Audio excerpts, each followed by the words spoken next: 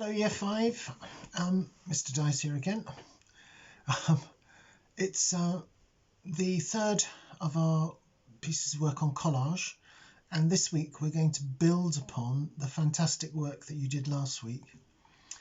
Now most people managed 2 separate pieces of work, which hopefully out of those 2, some people I did 3, maybe some people did 4. But it's really important now to choose the one that you feel that you really have done the best with and the one that you're the most pleased with. And once we've got that one sorted out, then we're going to concentrate on that and we're going to enlarge it. And we're going to sort of edit it, make it better than it was.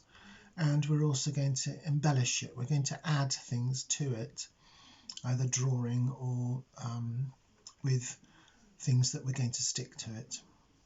So without further ado, I'll just go through the 3 different ones that I did last week with you, and yeah, I'll show you how I've taken them from the small photograph size up to an A4 size and the process that I went through. Okay, I won't keep you long. So here's the piece of work we finished last week. It was my work on colour. And there were some things I liked about it and some things that I wasn't quite sure about. I wanted to change. So I quite liked the green in the corners. I quite like how that balanced it. I quite like some of the colours, but I thought there were too many colours and the shapes were too sort of random. So what I've done, I'll just get this one out here. Here's one I made earlier. This one still has the green in the corners. I've still got the shapes like the triangles and the rhombus and the corners done, but I've made it more sort of uniform. I haven't had such a splash of colour. I've made it more controlled in a way, and that's what I want you to have a think about, the things that work well in yours and the things that you think you can improve by doing it the second time. So that's that one.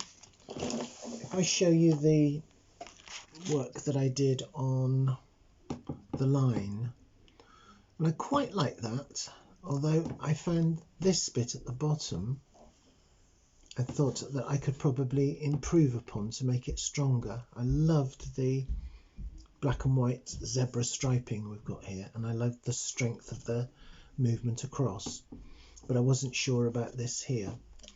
So when I did my final piece of work on that, I kept the zebra, I changed the lightness for this bolder pattern, and I used some more stripes because I thought that was quite a large area. So I used stripes coming across just to break up that pattern. So that's that one. So not a huge difference on that one, but a more subtle difference. And then on the third one that I did, which was to do with pattern, I quite liked the arrangement. I wasn't sure about the background, so I quite liked the pattern that I'd set out. So I set out on my final one to change the background, and to do that I used one piece of paper to cover the whole thing, and then I cut up other bits and pieces to create the same, exactly the same pattern, but with a different colorways and a different background. So that's what I mean by you don't have to change everything about it, but there might be 1 or 2 things that you think would look better, and especially if you can't find the same paper, then that might make your mind up for you. So the other thing that I've done with these 3 things is, if you can see, I've done what I call embellishing. I've added some black crayon, some thick black wax crayon, onto 1 or 2 of the parts.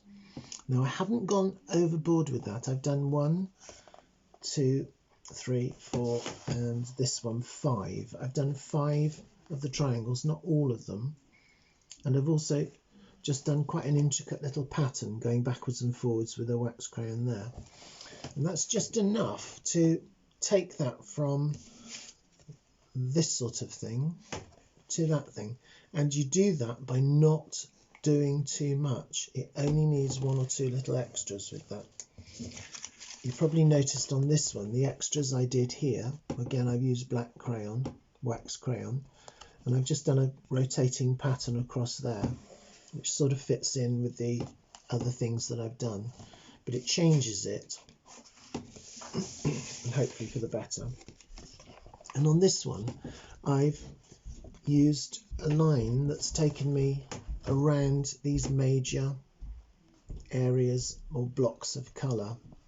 So I've just sort of outlined that major block, and I've added a couple of squiggles again to two of the shapes.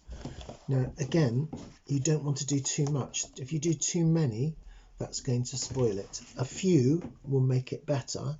Too many could well spoil it, and we don't have a chance of going back with that. Yeah, so once you've done it, you don't have a chance. So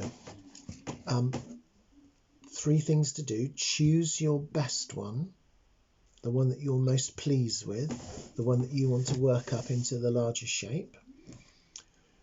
Check which parts of that one you really, really like and want to keep, and check which bits you might prefer to redo using a different colour or a different shape. Make up your large one on A4 card, and then choose a few areas within that one to make sure that you've added a little something. Now I've added black. You could use other colours. You could cut out, you could use wool or string or anything else, materials that you've got, to just add a little bit to that. So maybe a bit of sparkly shiny paper, or yeah, just something to lift it, to make it from that quite plain and ordinary, well, not plain and ordinary, that's the wrong words, from that quite straightforward to something that's just got a little bit more interest in it. So again, have fun with that, and I will catch up with you and see all the wonderful work that you produced via Zoom. Bye.